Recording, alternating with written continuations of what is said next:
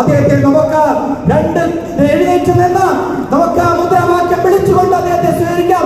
ഭാരത് മാതാ കി, ഭാരത് മാതാ കി, ഭാരത് മാതാ കി.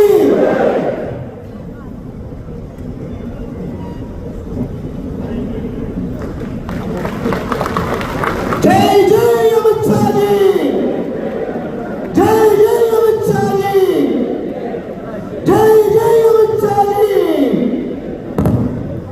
നമ്മുടെ ഔദ്യോഗികമായ പരിപാടി വിഗ്രഹം നൽകിക്കൊണ്ട് സംസ്ഥാന അധ്യക്ഷൻ ശ്രീ രാജീവ് ചന്ദ്രശേഖർ